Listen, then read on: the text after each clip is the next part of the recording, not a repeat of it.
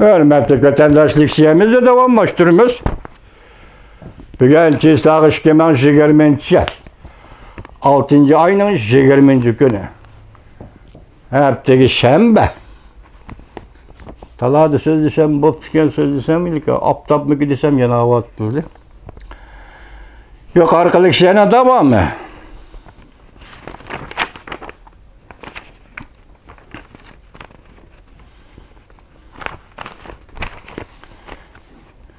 Bazı cihetlerde bu iş allakaçan yüzbedi. Bu mesele doğrusu da yana vakit çıkarıp sözleşimiz. Ben gerçi demokratiya acizlaştırıcı sözlerge, lekin o demokratiya hakikaten köngül koyup qoğdaşqa ve huşyar buluş doğru kelidir dep qarayman. Ben yakında Avropalıq dostlar bilen hususi paranlaşqanda ilhamlandım. Bu mesuliyet yola ciddi muamele qiladi ekan. Men burun aytgandek, men mushu haftaning 5'ida keskin münazarada buldum. Biz demokratik devletler qaysi ishlar ve qaysi jihatlarda uchrashib turishimiz ve münazara muhokama elib berishimiz kerak. Qaysi biz qilishga tegishli ish. Bu dal biz münazaralashadigan meseledir. Bu yig'in yaxshi bir yig'in bo'ldi. Biz yana Jungo meselesi bo'yicha Avropa taraf bilan davomli diyalog deyishimiz. O'xshashda bir vaqtda yana nurg'un aktiv tadbirlarimiz bor. Avropalik doirlar ko'p qatnashgan yangi Jungo siyosati davlat alqıgan parlamentlar ittifoqiga her haftadagidek yangi a'zolar qatnashyapti. Daniya batırlık bilen kökrak kirip o'tirg'i chiqib, Cumhuriyet Halk Cumhuriyetining majburlash xarakterlik tashqi siyosatiga ro'baro turdi.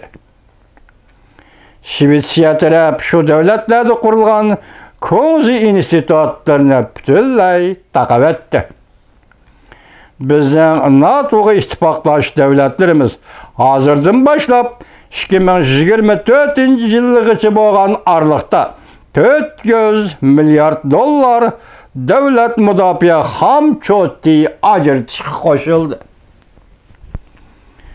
Rasmussen apandining, yani sobiq NATO'ning kotibi Rasmussen apandining varisi, bugungi varisi NATO'ning kotibi Stoltenberg yaqinda Iroqni ko'rarlik bilan nutq so'zlab, NATO'ning burch vazifalari to'g'risida to'xtalganda ko'krak kirib o'tirg'i chiqib erkinlik va demokratik asoslar ustida qurilgan bu dunyoni, yani g'arb dunyosini qo'g'daydiganligini va Jungoning Osiyo Tinch okean doirasidagi yomon ta'siriga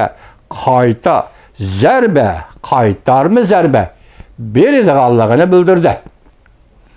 Men mush yergacha so'zday. Bundaq bo'lganda ayni Rasmussenmi so'zlaydigan fursat bo'ladi. Biz hammamiz bilamizki, demokratiyaning undaq o'ng'ay to'xtamaydiganligini biz beshimizdan kechirdik. Ozroq qalaymaqonchilik bo'ladi. Bütün dünya ko'rib olalaydi ki, biz jafo mushaqqat ichida muhokama qilamiz. Dal bizning davlatimiz hozir boshdan ko'chirayotganga o'xshash. Lekin bundaq tugunlardan aksi ettirdigini, yani ve negizli qimmat qarashlarga bergan va'dalarimiz ve bizden texmi mükemmel bir federatsiya qurib chiqish tirishchanligimizni aksi ettirib berdi. Bu federatsiya Amerika Qo'shma Shtatlarini ba'zi federatsiya deb ataydi-ku. Algizaligi Gobingo'ylar o'tirg'i chiqqan Jungoda qurilgan federatsiya emas. Aksi ettirib berdi. Bu bizning mohiyatimiz. Belki biz ve bizning Avropalik dostlarimiz da o'rtaq bor bo'ladigan qimmat qarashlarımızda. Men Yevropadan Jungoning Xristiani to'g'risida texmi ko'p ochiq, oshkora sadolarni anglashni umid qilaman. Men Yevropadan deydi. Tekrarlaymiz. Jungoning Xristiani to'g'risida texmi ko'p ochiq, oshkora sadolarni anglashni umid qilaman. Çünkü bizden barliq xalqimiz bundaq bir nuqtani tushunish kerakki, Amerika sizlar bilan bir sepda turishga allaqachon tayyorlanib bo'ldi. Biz ochiq sado qaytarishimiz, balki eng muhimi keskin harakat qo'llanishimiz kerak. Biz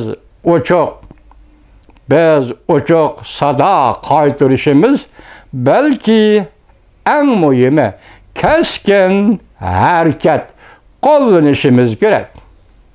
Zo'ravonlik bilan erkinlik o'rtasidagi tanlashimizni biz har qanday gumonga o'rin qoldirmasligimiz kerak. Anios Rasmussen, men so'zlaganlarimning ishga eshishini umid qilaman. Allohdan ko'pchilikka baxt tilayman. Amerika Qo'shma Shtatlari davlat ishlar kotibi Mike Pompeo. Mike Pompeo'ning bu qatim tuniga so'zlagan Kopenhagen'da achilayotgan yig'inda so'zlagan nutqi to'liq tekshirishini anglatdi, hurmatli vatandosh.